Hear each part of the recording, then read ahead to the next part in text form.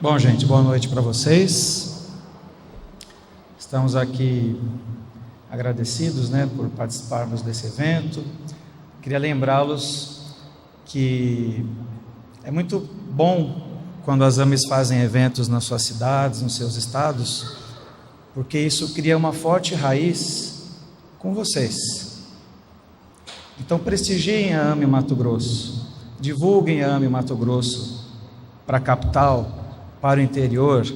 Quem sabe não podem surgir novas AMEs em outras cidades, Rondonópolis, Tangará da Serra, Sinop, Barra do Garças, onde for, porque essa era uma ideia que a doutora Marlene sempre nos incentivava, que saibamos frutificar esse trabalho, porque ela dizia que a Associação Médico Espírita do Brasil já estava fundada no coração de Jesus, e que esse é um trabalho que não é nosso, não nos pertence. A gente só está tocando pandeiro para a coisa continuar. Isso é o mais importante. Mato Grosso é um estado muito grande, Então, tomara a Deus aí que novas AMEs se frutifiquem nesse estado, Vamos passando aqui e aqui. Pronto. Aqui está a revista Saúde e Espiritualidade, que é uma das publicações da Associação Médico Espírita do Brasil. Essas duas edições nós fizemos em papel e trouxemos para quem quiser adquirir na livraria, trouxemos lá de São Paulo, a edição de número 17, com referência à biografia, à vida da nossa querida Marlene, onde fala de todo esse movimento médico espírita, como iniciou, os eventos, as homenagens, a sua parceria maravilhosa com o Chico Xavier. Ela que fez medicina em Uberaba, conhece o Chico desde a época de estudante. Então nós recomendamos a leitura dessa homenagem que fizemos a ela, e também com o tema da bioética, que a doutora Ana Paula falou aqui hoje, um tema muito importante, anencefalia, microcefalia, surgiu a edição impressa sobre a bioética espírita, onde nessa revista, quem quiser aprofundar um pouquinho mais os estudos, falamos do aborto, das células-tronco, da anencefalia, temas relacionados ao começo da vida e ao fim da vida, eutanásia, testamento vital, e a sugestão de leitura para quem quiser ficar um pouco mais íntimo com essas possibilidades desses estudos. Que trouxemos aqui, está na nossa livraria, inclusive. Esse tema, quando o Luiz me convidou para propor, falei, puxa vida, falar de Jesus, Quem sou eu? Só sou mais um irmão mais novo de falar do nosso mestre.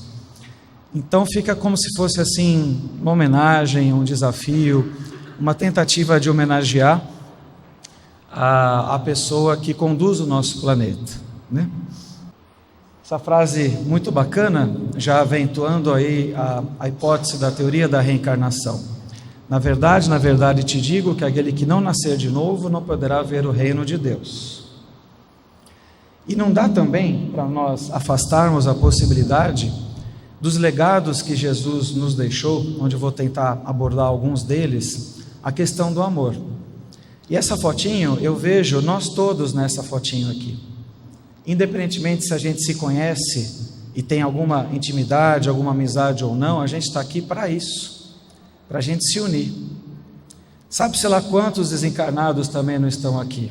A gente não tem ideia, como o Alejandro disse na parte da manhã, a proporcionalidade de espíritos amigos que de repente estão aqui para nos auxiliar, para aprender, para nos intuir, para facilitar o trabalho fora desse evento, quando cada um voltar para a sua casa. Então é isso que a gente precisa, desse coração unido. Então, alguns legados de Jesus que a gente vai tentar abordar. Então é a questão da saúde na visão médico-espírita, a ação do pensamento, a cura, a educação para a saúde, o profissional de saúde, qual é o papel dele, a caridade, o perdão, a fé e o amor universal.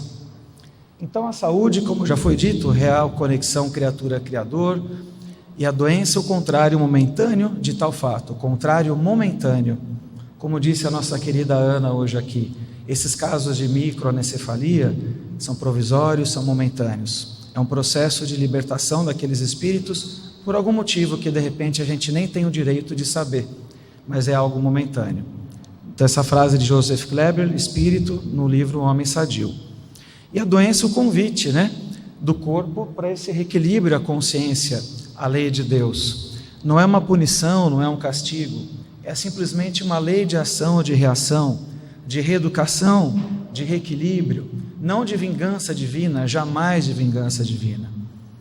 A rebeldia humana, sim, que muitas vezes toma conta da mente, do coração, de querer às vezes não querer passar por uma situação difícil, familiar, como as nossas colegas palestrantes falaram agora há pouco, tão brilhantemente, ou de ignorar muitas vezes a verdade das provas de amor. Aquele velho chavão, quando não se aprende pelo amor, se aprende pela dor, e assim se vai. Então trazemos a reencarnação como uma lei biológica, uma lei natural de evolução, de diversidade, de progresso, de escolhas, de mecanismos naturais de reencontros. Olha a gente aqui, por que a gente está aqui hoje? A gente viajou mais de 1000 quilômetros para estar aqui hoje, que maravilha, às vezes é inacreditável, né? Então essa lei de justiça divina é equilibrada pela misericórdia, nunca pela maldade, nunca pela vingança. É um despertar gradual para a vida superior. Os legados de Jesus nesse aprendizado. Por quê? Para que eu estou passando por aquela situação? Para racionalizar a minha fé, a minha resignação, saber lidar com as frustrações da vida, trabalhar a minha humildade. E diz aqui Allan Kardec que nós possuímos em nós mesmos, pelo pensamento e pela vontade, um poder de ação que se estende muito além dos limites da nossa esfera corpórea. Isso também Jesus cita em várias passagens, como a gente vai abordar aqui hoje. E essa ação do pensamento, como é que ela começa? Começa por uma onda de energia sutil, que vem da alma da gente.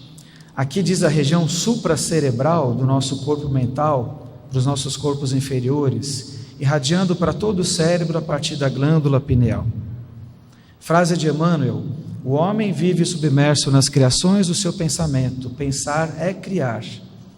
Está sendo enfatizado por todos os palestrantes. Presta atenção no que você está pensando. Presta atenção no que você está sentindo. O sentimento muitas vezes prevalece, vem antes do pensamento. O sentir é muito importante. E afeta, portanto, com a sua vibração, o mundo, o nosso corpo físico, nossa situação psicológica, as nossas ligações com as criaturas, as nossas escolhas. Edifica ou destrói o mundo íntimo, a formação celular, as inflamações, as dores crônicas, aquele mecanismo dos neurotransmissores estão defasados, não estão funcionando bem, porque algum tipo de pensamento ou sentimento eu estou praticando, às vezes consciente ou inconsciente. Então, o pensamento no controle celular, pelos chakras, pelo perispírito, vai afetando a fisiologia orgânica, ondas mentomagneto-eletroquímicas, olha que palavrão, ondas mentomagneto-eletroquímicas, de todas as células, cujo núcleo está lá no DNA, vai interferindo o citoplasma celular e o funcionamento delas, seja a célula do cérebro, a célula do estômago, a célula do coração. Quantas vezes a gente já não ouviu falar assim: puxa vida, fiquei nervoso, deu uma queimação no estômago, ou estressei, tive dor de cabeça, ou tive diarreia, ou prendeu o intestino.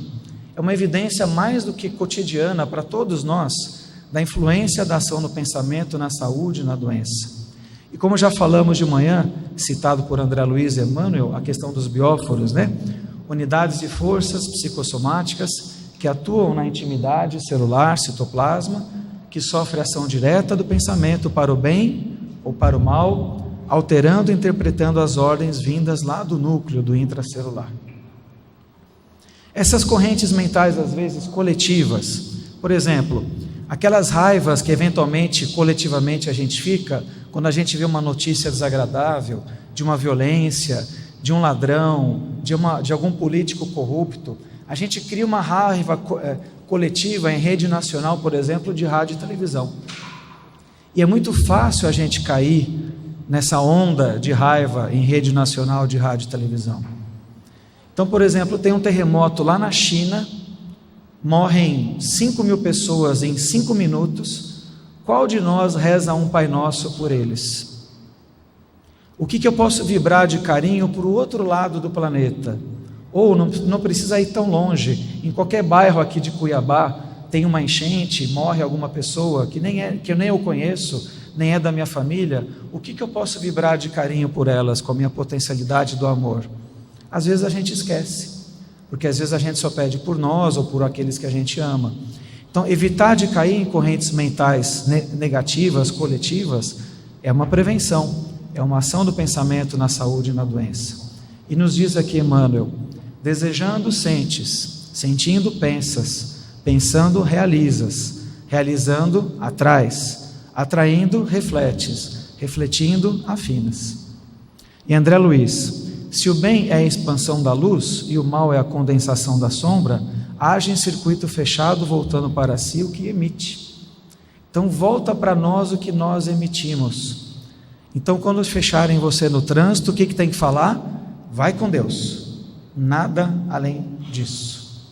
Quando te prejudicarem, quando te maltratarem, a mesma coisa.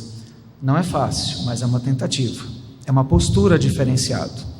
E nos diz aqui o apóstolo Paulo: pensais nas coisas que são de cima, eleva o teu pensamento, não estresse. E com relação à qualidade dos nossos pensamentos, também temos os parasitas, né? Quando a gente cultiva ódio, vingança, maldade, sexo fútil, drogadição, inveja, dor de cotovelo, etc. Então precisamos selecionar o que pensamos, o que frequentamos, precisamos nos afastarmos das tentações, vigiar, orar, os legados de Jesus na prática, renovar matrizes mentais com disciplina, perseverança, renúncia e autodominação. E um dos mecanismos para o equilíbrio desse pensamento, a prece, recurso de autodefesa mental, energética, emocional, manifestação do desejo do contato com o alto, compaixão, ternura, o legado de Jesus em elevado código de saúde e harmonia, o amor é o caminho, a verdade, a vida, o perdão incondicional. E percorria Jesus por toda a Galiléia, ensinando nas suas sinagogas e pregando o evangelho do reino e curando todas as enfermidades e moléstias do povo. As curas por Jesus. Alguns casos, por exemplo, como o famoso o cego de Jericó, Bartimeu, cego, mendigo, vivia de migalhas, uma postura de vítima, negando as suas potencialidades, afastando de si mesmo as possibilidades de ser mais feliz. Jesus, numa postura de médico, ao mesmo tempo de educador, de pedagogo, que não queria ser bajulado, não queria ser adorado, não tinha personalismo, muito menos jactância, fala ao cego em vir ter com ele, passar pela multidão e chegar até ele, criar coragem, chegar até Jesus e tocar na sua mão, na sua veste, para voltar a enxergar. Então não é só um milagre de voltar a enxergar, mas é a postura de chegar até Jesus. E Jesus pergunta para o cego: o que queres que eu te faça? Ele responde: quero ver para construir ativamente a minha felicidade, indicando já o cego saindo da sua postura, chegando à proximidade do nosso Cristo, uma mudança de postura, renovação de fé, de amadurecimento. E esse também não é o papel da casa espírita, de alertar, acolher, consolar, esclarecer. Mas reparem, em sessão de cura na casa espírita, geralmente tem muito mais gente do que sessão de estudo e de evangelização na casa espírita. Porque as pessoas querem receber os seus milagres, mas nem sempre estão a fim de se modificar para executá-los, para facilitar o trabalho da espiritualidade, de tal sorte que esse milagre da minha vida aconteça. É uma coisa para a gente pensar. Outro caso famoso, o paralítico da piscina de Betesda. Então pessoas muitas vezes esperam a cura de fora para dentro, de uma maneira passiva, achando que felicidade só é o fruto dos fortes, daquele que disputa, daquele que briga, esquecendo que ele tem que ser capaz para construir a própria felicidade. Qual é a postura de Jesus? Ele pergunta, vai lá e pergunta: você quer ficar são? Levanta, toma a tua cama e anda. Renovação de ânimo, de potencialidade da sua capacidade de reagir.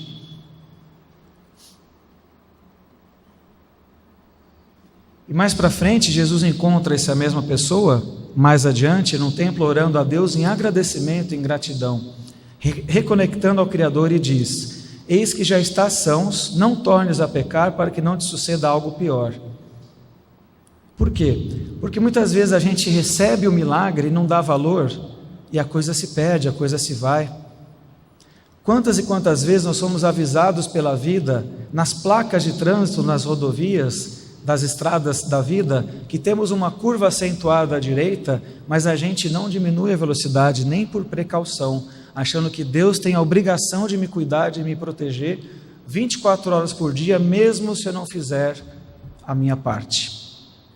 Então, dos erros da nossa vida, precisamos agir com coragem, agir com coração, agir de uma maneira que a gente aprenda as questões do arrependimento, que é filho da humildade, aprender com os erros e acertos da vida, sem alimentar culpas, como a nossa colega aqui estava falando, agora há pouquinho, que o remorso, filha do orgulho, é que vai determinar depois essa autopunição mental que a gente fica, martirizando o pensamento, num tratamento de si mesmo muito maléfico. Do Livro dos Espíritos: quando as más influências agem sobre ti, é que as atrás pelo desejo do mal, porque os espíritos inferiores veem em tua ajuda no mal quando tens vontade de praticá-lo. Eles não podem te ajudar no mal, senão quando queres o mal. Outro legado de Jesus: faça a sua parte. Então, o que é curar? Curar integralmente é aprender com as situações da vida, aprender a enxergar qual é o aprendizado, para que eu estou passando por essa situação, é caminhar, é interagir, é aprender a servir, porque muitas vezes nós somente queremos ser servidos, tratamos Deus e Jesus como garçom. Todo mundo aqui aprendeu a rezar o Pai Nosso, obviamente, e quando a gente reza o Pai Nosso, o que vem depois? A lista de pedidos. Eu quero ter saúde, eu quero uma casa bacana, eu quero ser feliz, quero ganhar na Mega Sena, quero que tudo dê certo. Mas será que o Criador vai fazer sempre todas as nossas vontades? Claro que não, e ainda bem que não, porque senão seríamos filhos muito mimados. Nós teríamos que precisar da super nani para nos educarmos, não é? Diz amém para o seu filho, faça todas as vontades dele. Você não está educando, você está deseducando. E Jesus nos alerta sempre, né? Eis que estarei até o fim convosco, aquele que perseverar até o fim será salvo. Convite ao homem do bem, vencendo suas dores interiores, presentes, ainda no estágio de saúde possível, o homem da terra, comprometido com todo. E tu, esse chamamento que nos é feito, diante do conhecimento e da cura que construístes e conquistastes, que fazeis de especial? Por isso que eu falei que o que vocês vão divulgar desse evento, para suas casas, para suas famílias, para os seus amigos, para as casas espíritas que vocês frequentam, é o que vocês vão fazer de especial, para tentar melhorar um pouquinho, uma gota no oceano, não tem importância, mas a vida de um irmão. André Luiz: apenas o doente convertido em médico de si mesmo atinge a cura positiva. O legado de Jesus para a educação, para a saúde. Precisamos conquistar recursos com sanidade, as potências da nossa alma, sejam pela fé, pela intuição, pela bondade, pela sabedoria, o conhecimento e o amor. Se tudo fosse fácil, quando a gente passasse um remedinho numa prescrição, ficasse tudo bem, seria tão maravilhoso, seria tão fácil ser profissional de saúde. A gente não seria médico, a gente seria mágico, não é o caso, né? A mágica está em nós. Qual o legado de Jesus? Nunca realçou a doença de cada um daqueles que ele passava para tentar aliviar a dor, e sim a potencialidade de cada um, a sua força, a capacidade, a beleza, a grandiosidade e simples e humildes daqueles que o buscaram, despertando essa força dentro de cada um deles, tratar da doença original, não só dos sintomas. Como a gente citou, por exemplo, de manhã, a questão da tendência depressiva com a tendência até à prepotência. Se fosse só a fluoxetina que curasse tudo, o ambulatório de psiquiatria já estaria vazio. Seria muito interessante. O SUS seria maravilhoso, daria tudo certo. Como exemplo da mulher adúltera que todo mundo condenou e Jesus falou: para, quem não tem pecado, atire a primeira pedra. E nos lembra Kardec que educação para a saúde é a arte de formar homens, desenvolver simultaneamente as faculdades morais, físicas e intelectuais, ressaltando a parte moral. Eis o que todos repetem, mas o que não se pratica. E a gente que trabalha na área da saúde, nosso papel, o legado de Jesus para todo mundo que trabalha na área da saúde.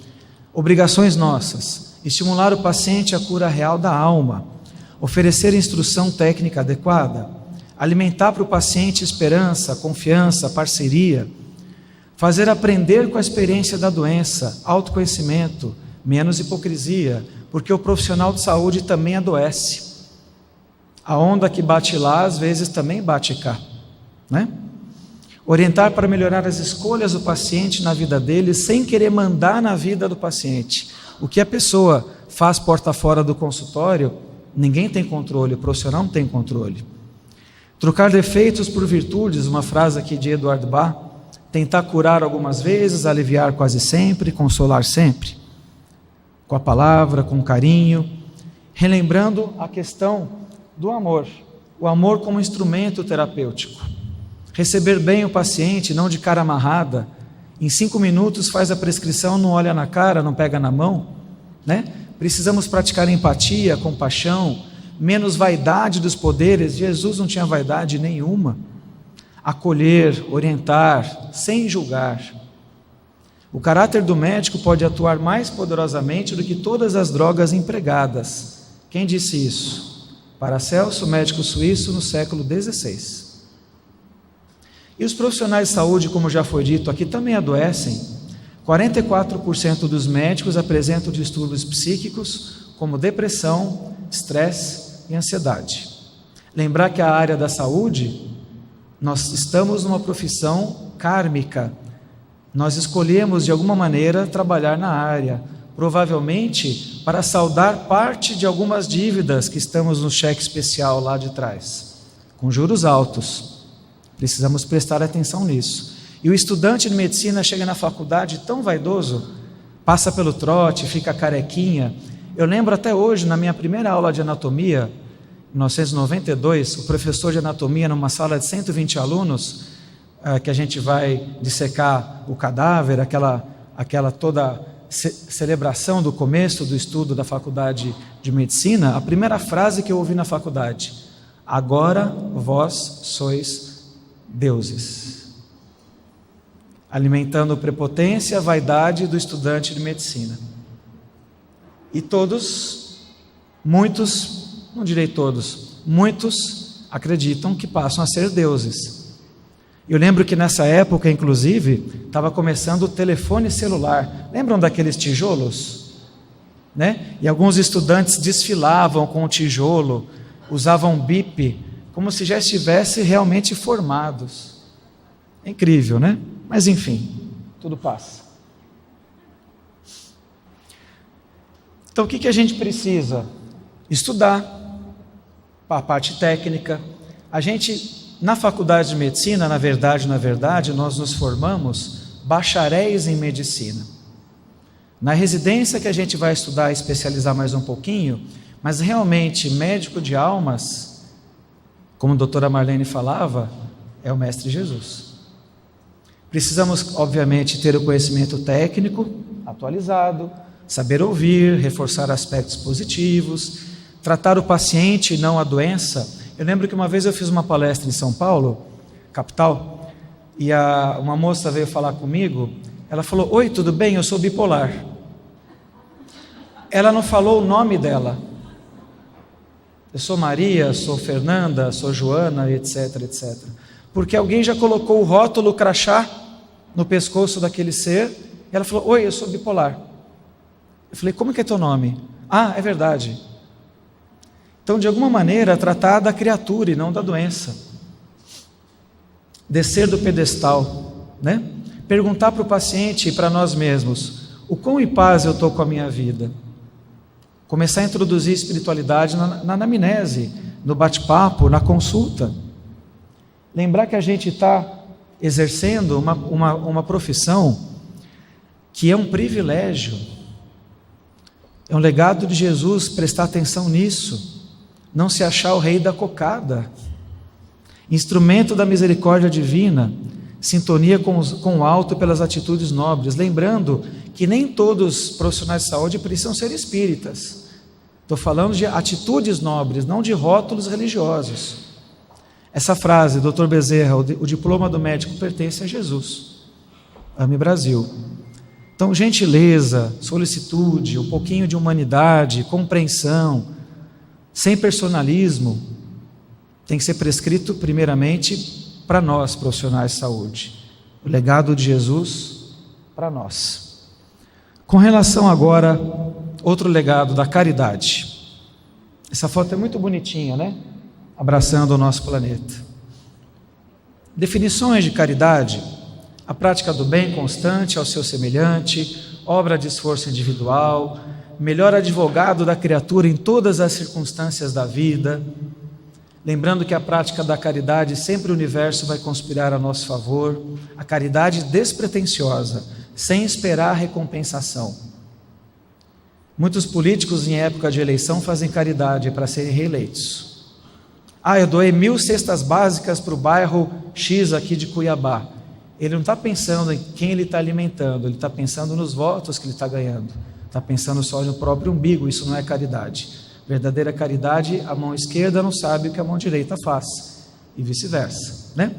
Caridade também é um movimento fundamental de cura, pois afasta a necessidade da passagem pela dor, para o reequilíbrio perante as leis da vida. Olha que interessante. Aquela velha frase da doutrina: fora da caridade não há salvação. Caridade, a abnegação de si mesmo pela alegria em servir, em ofertar. Lembro agora de uma cena do filme Nosso Lar, onde o ministro Clarencio, que era o papel do ator Otton Bastos, recebeu o André Luiz. Ele era o governador, não é isso? Né? O melhor, ministro. Recebeu o André Luiz. Oi, André, que bom que você veio. Lembram dessa cena? O que eu posso te ajudar? Vai na antessala do vereador para ver o jeito que ele te recebe. Olha a diferença. E muitas vezes o dirigente da casa espírita também não te recebe bem. Então o espiritismo é o que a gente faz conosco e com os outros ao vivo. Apóstolo Paulo, né? Aqui. Todo mundo pode praticar caridade, até os doentes. Jesus falava isso nos seus milagres: vocês podem fazer o que eu faço e muito mais. Ajuda-te que eu te ajudarei. Não basta fazer o mal, é necessário fazer o bem, não podemos ser omissos. Cada um vai responder por todos os seus atos que tiverem feito. Questão 642 do Livro dos Espíritos. Lembrete de Jesus: faça o bem sempre. Dr. Inácio Ferreira nos presenteou com esse pequeno trecho, psiquiatra espírita de Uberaba. Em imensa maioria, os conflitos existenciais da criatura são decorrentes da egolatria. Alguém que não retribui afeto, que não quis renunciar, que nunca soube o que é sacrifício pela felicidade alheia. De repente, a insegurança, o medo, a insônia, a opressão, o pesadelo, o desânimo. Se os psiquiatras se dedicassem a tratar o egoísmo dos seus pacientes, poderiam até errar no varejo, mas acertariam no atacado. Ponha para trabalhar em atividade voluntária, em obra assistencial. Aí você falar isso para o paciente falar: eu não. Então tá, né? Uma das frases também mais inteligentes que eu ouvi é: então tá. Livre-arbítrio, respeito. Questão 886, Livro dos Espíritos. Caridade, benevolência para com todos, indulgência para com as imperfeições dos outros, perdão para as ofensas. Caridade, às vezes material, muito fácil, mas a caridade da palavra, do ombro amigo, é aquela que mais tem valor, né? tirando aí de nós as coisas que realmente não prestam do nosso caráter, as tendências negativas, o orgulho, a vaidade, a cobiça, a avareza, que estabelece a imunologia perfeita em nossa vida interior para as situações das doenças, né? Outro legado de Jesus é a questão do perdão. Nosso Papa querido aí que já está trabalhando na espiritualidade, né? Senhor, até quantas vezes poderá pecar o meu irmão contra mim para que eu perdoe? 7 vezes, 70 vezes, 7 vezes e mais e quanto mais. É um treinamento difícil, falando por mim principalmente. Não é fácil, mas a espiritualidade, lembrando, nunca vai esperar de nós perfeição. Vai esperar de nós esforço. Tentar, pelo menos, não omitir, não perder mais uma encarnação, fazer dessa a melhor versão possível, essa versão que estamos aqui. Como já foi dito pelas colegas aqui anteriormente, na parte da manhã, a mágoa, ou a má água, né, que a gente brincou outrora aqui, realmente está por trás de vários adoecimentos, né? É um ácido que corrói por dentro, tanto quanto uma agressão ao seu semelhante, na ausência do perdão. Um perdão mental que fica cronicamente na vida da pessoa. E nos fala Shakespeare também, que não perdoar é como beber veneno, desejando que o outro morra. Você já se vingou de alguém hoje? Olha que ainda dá tempo. Para e pensa. Nosso amigo Shakespeare aqui. E Jesus veio então trazer o quê? A substituição da lei de Talião pela lei do perdão. Aquele velho olho por olho, dente por dente, de 2016 anos atrás, ainda existe. Pisa no meu calo para você ver o que eu faço contigo. E perdoar não significa necessariamente esquecimento, submissão, covardia, deixar-se pisar sem reagir. É um processo que tem uma decisão de escolher a paz, de tentar não sofrer mais, de tentar não fazer mais ninguém infeliz. É uma atitude que precisa ter atos praticados na prática, não adianta só a teoria. E é um processo que leva tempo, é um tempo individual. Eu não posso exigir do outro o que eu já acho que é correto, porque seria muita prepotência da minha parte querer sempre que o outro faça o que eu faço, né? Tentando relevar, ver as atenuantes, as situações, não julgar. Não é fácil, mas vamos tentando.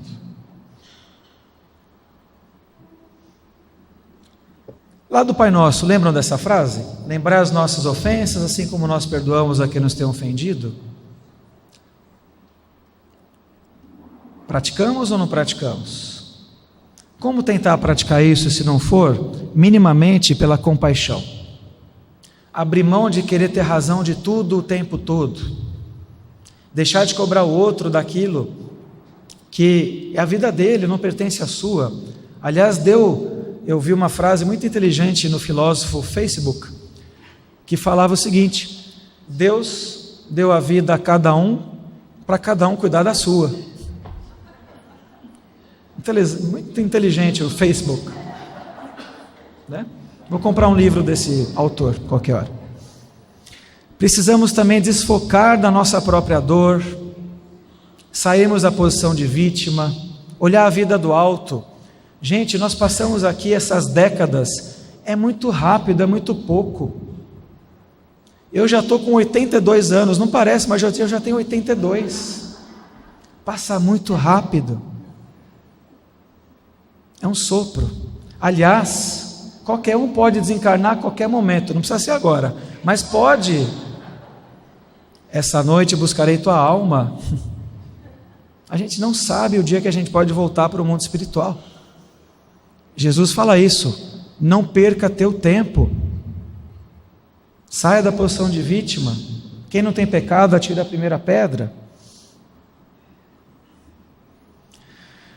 Um outro momento que a gente tenta treinar o nosso exercício do perdão, e Jesus nos orienta também disso, é da gente não se iludir com as pessoas, não esperar leite de pedra. Analisando a situação, a gente cria muita expectativa de acordo com nosso sistema de crença. porque a gente acha que a gente está sempre certo, e de quem não pensa igual a mim, não faz o que eu faço, está errado, é um pecador, vai para o inferno, e eu vou para nosso lar, outro vai para o umbral, né? Qual é a cidade espiritual que está em cima aqui de Cuiabá? Como é que chama? Lá em Santos chama Alvorada Nova. Eu já comprei terreno lá. Rio de Janeiro é o nosso lar, né? Aí lembra esse trecho aqui do Caetano Veloso? É que Narciso acha feio o que não é espelho. Então precisamos, para perdoar, saber nos adaptarmos às situações, a famosa resiliência, flexibilidade, ver a beleza da vida, não levar tudo a ferro e fogo. E tem gente que fala isso: não perdoa, porque quem perdoa é Deus. Ah, tá. E você não tem a partícula de Deus dentro de você, homem ou mulher? Como assim você ousa não perdoar se você acredita em reencarnação? Isso não é inteligente. Se você é muito crítico para o erro alheio, você está esquecendo do teu passado, seja dessa vida ou de outra. Pedro Bó, ousa não perdoar. A vida não vai te perdoar se você não perdoar. Então o ato de perdoar é um ato divinamente humano. Mude a interpretação dos fatos, o olhar daquilo que está te irritando, daquilo que te contraria principalmente. E o que o Espiritismo nos orienta? Propõe o autoconhecimento, a responsabilização pessoal dos nossos atos, né? Lei de ação e de reação, de causa e efeito, na dimensão física e espiritual. Olhar para dentro de si às vezes é doloroso. Tem a nossa psicóloga aqui que não nos deixa mentir sozinhos. Não é fácil se encarar o espelho, né? Daquilo que de repente eu promovi no outro, mas na verdade me fere, pela famosa lei de ação e de reação, não querer fazer justiça com as próprias mãos. Esse slide que eu mostrei já na palestra pela parte da manhã, né, que precisamos transformar problemas em oportunidades de aprendizado, trabalhar brandura e resignação, sem se sentir fraco ou fracassado, e quando nada mais tiver jeito, o perdão precisa tentar resolver tudo. Esse é um legado. Com as nossas emoções, às vezes, nós não sabemos lidar pelas contrariedades da vida, pelas frustrações. Então, emoções, às vezes, a gente coloca para dentro, ou às vezes a gente coloca para fora, dependendo aí do fato vivenciado.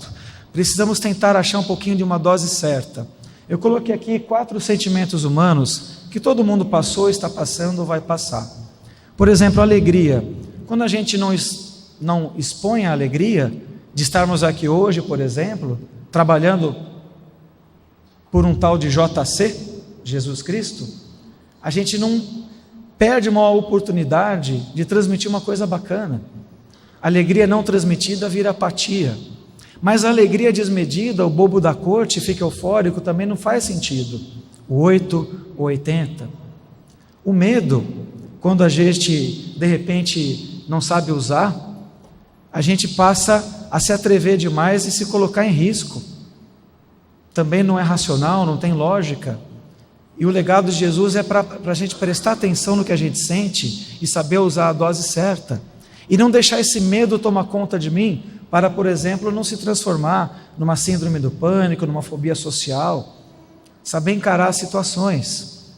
A tristeza para dentro virando melancolia e para fora a depressão. E eu coloquei ali de propósito tristeza e raiva na questão da depressão, porque são sentimentos às vezes muito interligados. A raiva para dentro virando mágoa e para fora agressividade. Então eu preciso dosar essas coisas para aprender a perdoar o outro e depois também a se perdoar. A questão do auto-perdão. Minha culpa, minha máxima culpa, 1000 chibatadas por dia.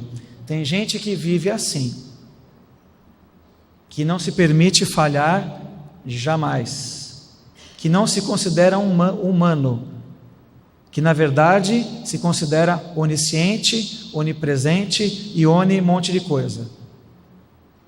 Então o auto-perdão, o auto-amor é essencial. Então admite a possibilidade do equívoco humano, somos falíveis. Busca o recomeço, evita o sofrimento desnecessário, é uma autossuperação. Claro que eu não vou errar de propósito várias vezes, eu vou parar e prestar atenção e tentar não fazer aquele erro que eu cometi ontem, ou anteontem, ou em outra encarnação. Não ficar lamentando quando erra, tirando a imagem de um Deus vingativo, bravo, com cara de mal, né? Mas simplesmente tentando entender as suas leis para o retorno de uma saúde espiritual. E o Espiritismo então nos esclarece que a reparação das faltas se opera na realização do bem a todos os envolvidos na falta e também a si mesmo para restabelecer a paz na consciência e nas relações. Por isso que a gente está reencarnado na nossa família, gente. Não adianta reclamar, não. A nossa família se expande, claro, estou falando da família pai e mãe, a parte genética, né? Mas também a nossa família se expande, nesses encontros aqui. O Décio fala que quando tem os encontros da AME, parece Natal, encontro de família, quando tem o Mednesp. Aliás, se programem para ir ao Mednesp no Rio de Janeiro em 2017, se programem para agosto e para Belo Horizonte, vocês não vão se arrepender, falando de coração. E uma formulazinha aqui de matemática, 500 miligramas de fé racionalizada, mais 1,5 kg de resignação, igual a 1 tonelada de alegria de viver.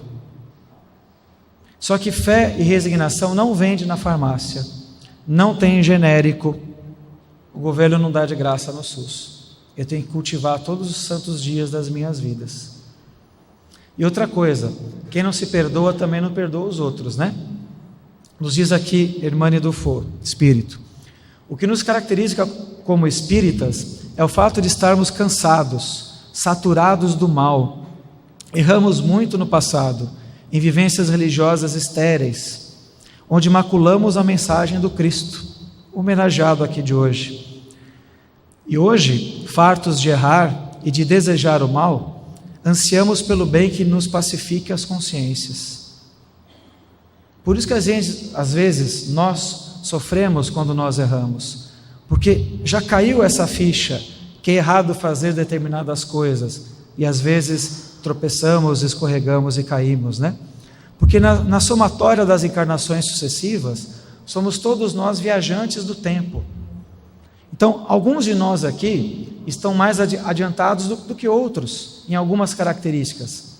Então, por exemplo, o João que está sentado ali, pode ser mais evoluído no quesito caridade, do que a Maria que está sentada acolá. Mas essa mesma Maria pode ser mais evoluída que o João no quesito, por exemplo, caridade ou harmonia ou benevolência. Então, se todo mundo aqui no mesmo sistema planetário, no Brasil, nessa região, nessa cidade, algum motivo deve ter, gente. Está todo mundo no mesmo barco. Então, somos todos viajantes do tempo, uns mais adiantados do que outros, mas todos estamos a caminho. Por isso que ficamos chocados com notícias que nos abalam fortemente de violência, de corrupção, de coisas que nos deixam indignados. E a questão da fé, outro legado de Jesus. O amiguinho feliz lá. Quem quer ser esse amiguinho feliz? Todos nós, né? Vamos praticar um pouquinho. Diz aqui segundo o Evangelho, que no homem a fé é o sentimento inato de seus destinos futuros. É a consciência que ele tem das suas faculdades imensas depositadas no germe do seu íntimo, que a princípio estava em estado latente e que lhe cumpre fazer que desabrochem e cresçam pela ação de sua vontade, confiante na sabedoria de Deus. E maravilha na teoria, né? Ô mulher ou homem de pouca fé. Paulo de Tarso, a fé é o firme fundamento das coisas que se esperam e a prova das coisas que não se veem. Não é fácil, mas a questão é a prática. A fé, janela e potência da alma, raciocinada, é um exercício de inteligência nessa entrega a Deus. Na verdade, nós somos poeira cósmica nesse universo. Olha o nosso tamanho com relação à nossa sala. Olha o nosso tamanho em relação à cidade de Cuiabá, ao estado de Mato Grosso, ao país, ao planeta, ao sistema solar. Nós não somos coisa alguma. Então seria muita falta de inteligência da nossa parte não crer no Criador e na potencialidade do amor dele para conosco. E não basta que dos lábios emanem leite e mel se o coração não está a eles associado, Evangelho segundo o Espiritismo. Então, uma fé racional, uma fé inteligente, é o que a doutrina vem nos propor. Já uma fé cega, uma fé racional, cheia de dogmas, coisas de um Deus vingativo, coisas impostas, coisas que de repente são mais místicas do que de uma fé de verdade. Olha, Deus, a gente faz escambo ou chantagem. Se acontecer tal coisa comigo, eu fico 1 ano sem comer chocolate. Eu não vou prometer isso, porque não faz sentido eu tratar Deus como se fosse um escambo. Promessas às vezes loucas, que a gente até respeita, mas às vezes não entende pela filosofia que estamos tentando estudar, que é a doutrina espírita, né? Quando rezamos lá no Pai Nosso, seja feita a sua vontade, mas a lista de pedidos, quando a gente fala amém, assim seja, é sempre grande, né? E tropeçamos na fé muitas vezes pela questão do orgulho, que é uma ilusão de poder que a gente tem para se achar sempre autossuficiente, coisa que a gente não é. Que bom que a gente precisa uns dos outros às vezes. Seria muito chato ficar sozinho. Seria muito chato não encontrar com vocês. Seria chato demais não ter a possibilidade de crescer junto, né? A cura passa necessariamente pelo desabrochar dessa entrega uns aos outros, da confiança soberana em Deus, nos libertando do sofrimento, nos guiando sempre para o melhor, reencontro com alegria e com prazer de viver.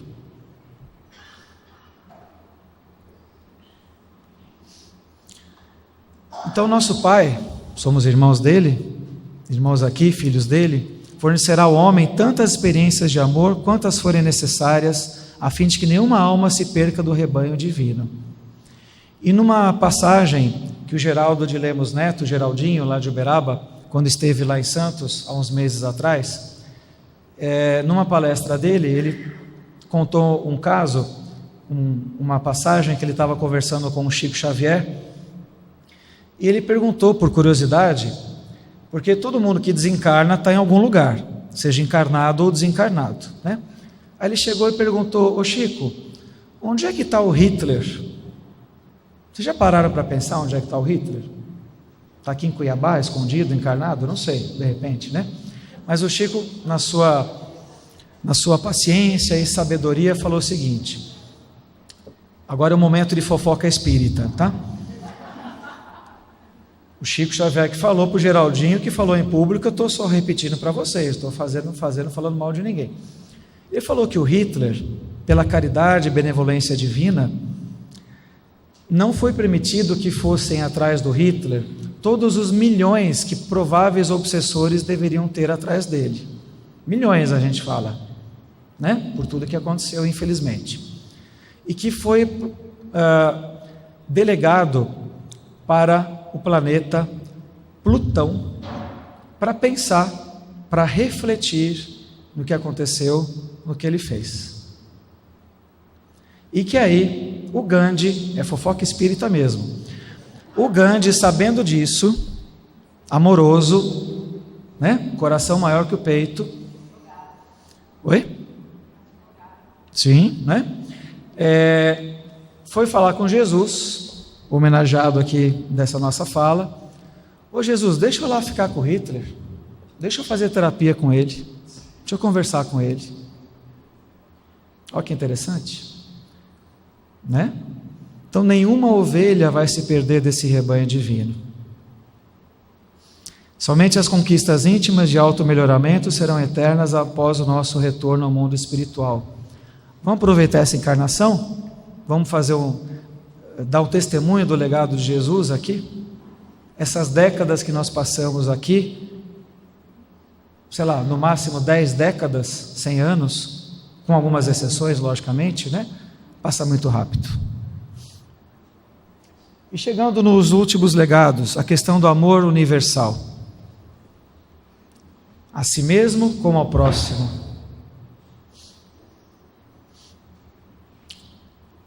Vende amor no supermercado? Dá para comprar e vender ou praticar?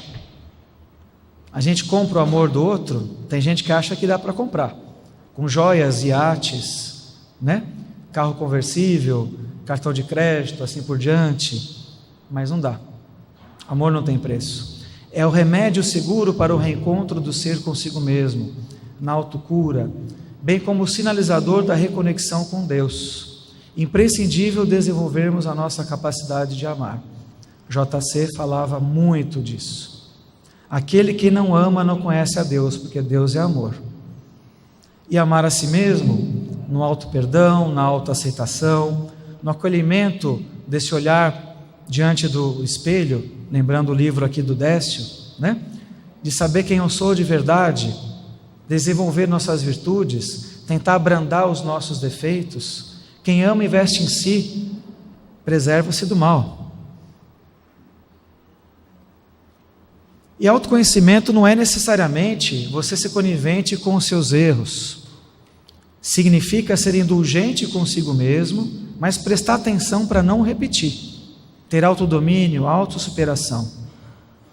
Agora, se a gente fica alimentando egoísmo, vaidade, orgulho, eu estou centralizando no meu egoísmo, cultivo do ego, né? Primeiro eu, depois eu também. Satisfação pessoal, dane-se o outro. É um vazio interior, ilusão de poder, pai de todos os vícios. O auto-amor centraliza na humildade, o que não significa ser submisso, mas simplesmente ser cumpridor dos seus deveres. Não dá satisfação para ninguém, você tem que dar satisfação para Deus. Aliás, muita gente sofre porque fica pensando toda hora o que os outros vão pensar de mim. Os outros vão pensar de mim o que quiserem. É um direito de todo mundo. Mas tem gente que sofre, fica depressivo, crônico até.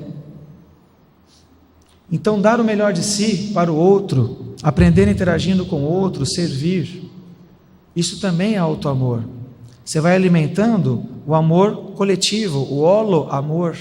Diz aqui Emmanuel: ninguém se redimirá sem se libertar da opinião alheia sobre si e definir a sua individualidade. É o que eu falei agora há pouco, que fica neurótico, não sai de casa, com ansiedade, fobia, o que os outros vão pensar de mim.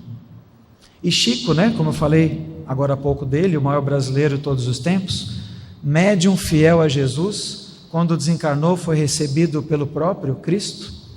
Se dizia ele, Chico, cisco ou grama, tinha visão da imensidão do universo, que achava incomensurável, tinha noção das leis divinas, sem se desvalorizar a sua parte, e a responsabilidade naquilo que competia a ele. Ele, com certeza, assim como a doutora Marlene, podemos dizer que foi um espírito completista, cumpriu tudo o que estava por fazer nesta encarnação. Nós seremos semi-completistas, talvez? Uma coisa para a gente pensar. Colocava-se então Chico de boa vontade como instrumento da vida para o que ela assim o determinasse. Olha que frase interessante. Se colocava a instrumento da vida para que ela assim o determinasse. O que tem para fazer hoje? Hoje tem que fazer 400 psicografias. Ok, vamos lá, não tem problema. O que tem que fazer hoje? Hoje eu tenho que trabalhar lá no cartório que ele trabalhava. Ok, vamos lá. O que tem para hoje? Fazer o evento da Mato Grosso. Ok, vamos lá. Aproveitar oportunidades, né? Graças a Deus.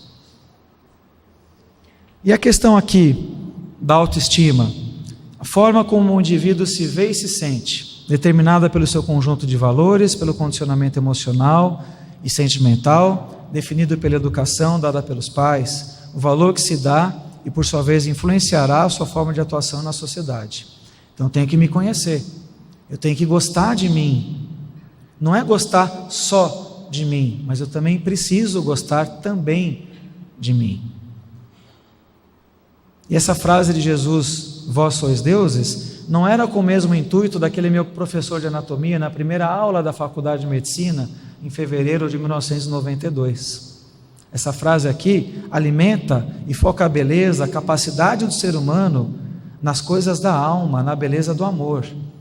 Vocês podem fazer o que eu faço e muito mais. Está lá, nesse legado. Então Jesus convocou para não trabalhar sozinho, apóstolos, trabalho em equipe, outro legado de Jesus, saber dividir tarefas, ensinar, dividir conhecimento, não guardar conhecimento, que vai ser a nossa função quando sairmos daqui, para as nossas casas, as nossas cidades, as nossas casas espíritas, transmitir conhecimento. A função desse vídeo que está sendo feito, que vai ser disponibilizado futuramente no YouTube, gratuitamente, dos livros que são publicados e revistas, de vários autores maravilhosos, é dividir, passar para frente, né? Então ele convocou seus apóstolos, pescadores, feios, sujos, desprezados, renegados, os capacitando para mudar a forma de ver a vida, expandindo as suas consciências, o alto amor que culminava no holo amor do todo. Os eliminava da culpa e da autodepreciação, o legado de Jesus, e os fazia perceber suas potencialidades no amor experimentado na prática, saindo de posição de vítima. E muito depressivo tem esse posicionamento. Via a essência de cada um deles, os conectava com a força divina que os criou, elogiava, incentivava, dava a mão para construir a paz interior e exterior. Jesus médico, Jesus pedagogo. Como já foi dito por outros colegas aqui, né? Não alimentar culpas, não alimentar autopunição, porque gera sofrimento. Aprender com os erros e ir para frente, para a nossa cura da alma definitiva. Então, o jeito que eu me trato é o jeito que eu trato o outro. Tem que ser assim. O jeito que eu trato o outro tem que ser o jeito que eu me trato. Leis iguais, direitos iguais, deveres iguais. Então, todo esse trabalho, resumidamente, é o amor ao próximo. Paciência, nem sempre é fácil, falando por mim mais uma vez, mas nós precisamos ser um pouquinho diferentes, o sal da terra nessa encarnação. O legado do Cristo, acessarmos os recursos infinitos da nossa vontade, das nossas escolhas, para nos esforçarmos devagarinho a conquistarmos as nossas virtudes, abrandando os nossos defeitos.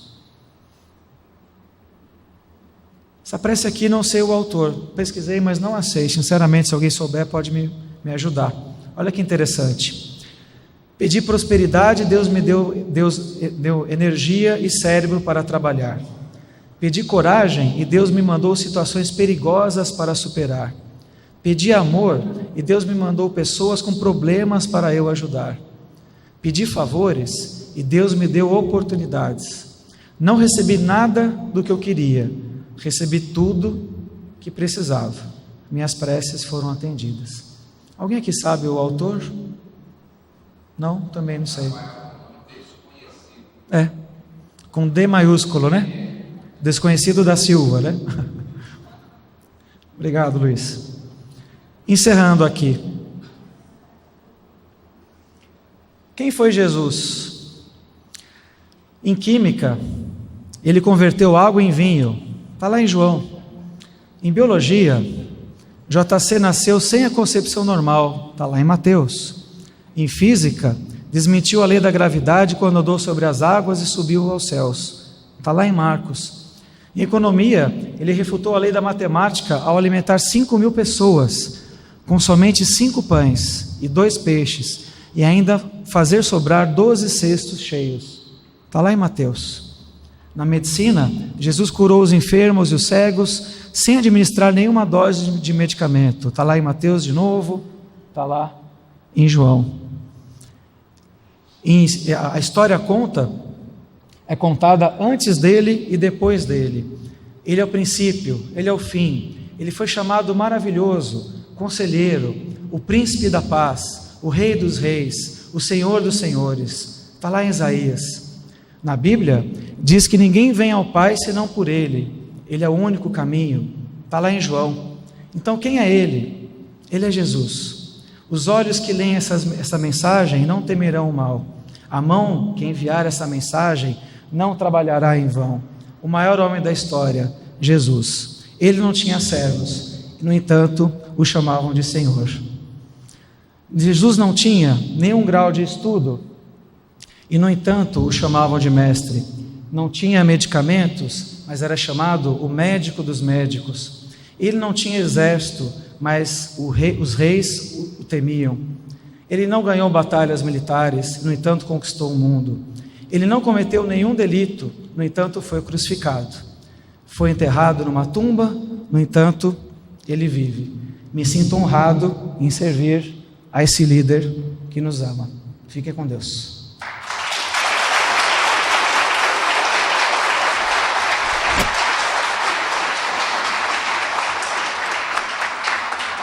Esse é o cara